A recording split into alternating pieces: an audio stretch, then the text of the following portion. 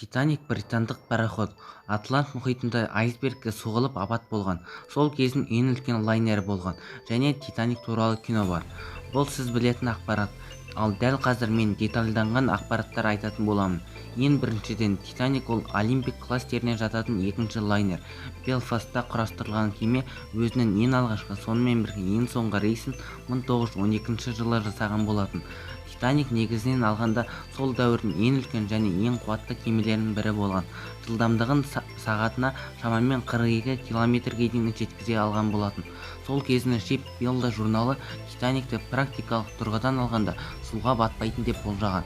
Бірақ Титаник 1912 жылы айсбергке соғылу нәтижесінде суға батты және сол апатта 1496 адам қаза тапқан болатын.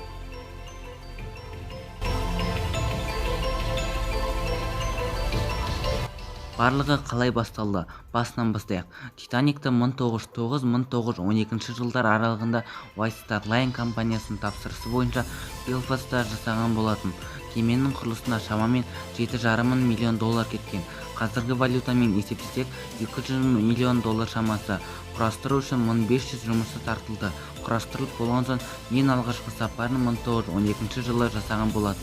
Жоспар бойынша Саундгемптоннан шығып, Нью-Йоркке табан тіреу керек еді. Саундгемптоннан шыққан соң 5,5 сағаттан кейін Шербурдан шамалы жолаушылар алды.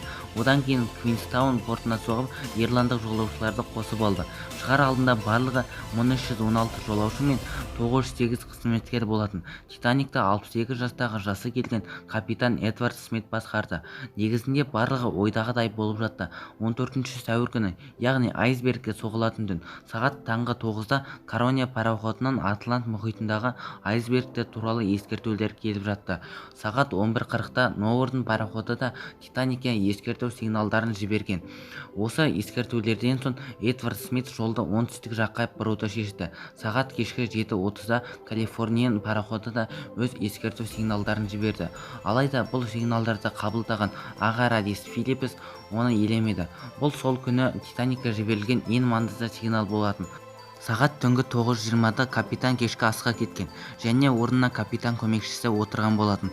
Сол күні ауа райы да ашық, желсіз болатын. Қысқасын айтқанда бәрі ойдағыдай болатын. Кешкі сағат 11:30 айсберг байқалды және дереу капитан көмекшісіне хабар жетті.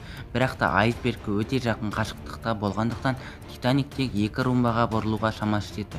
Бір румба 360 градусын 32-ден 1 бөлігі. Шамамен түнгі 11:40-да Титаник айсбергке соғылды. Соғылу нәтижесінде алдыңғы жақта үлкен тесіктер пайда болып, палуба суға тола бастады. Сағат түнгі 12-ден 5 кеткенде ақыры құтқару мүмкін болмағандықтан капитан эвакуациялауды бұйырды. Матростар бірнеше топқа бөлініп, жолаушыларды кезек-кезек кемеден шығара бастады. Түрлі сос сигналдар жіберілді. Апат болған жердің жанынан Калифорниян, Карпатия, Маунт Тампл және Берма кемелері өтіп бара жатты. Карпатия пароходы сигналдарды ести сала көмекке жетті. Осы Карпатия пароходы арқасында Титаниктен 700-ден астам адам аман қалған болатын. Титаник апаты 20 ғасырдың ең үлкен апаттарының бірі болып саналды. Қазіргі таңда суға кеткен лайнерді зерттеулер жүргізілуде.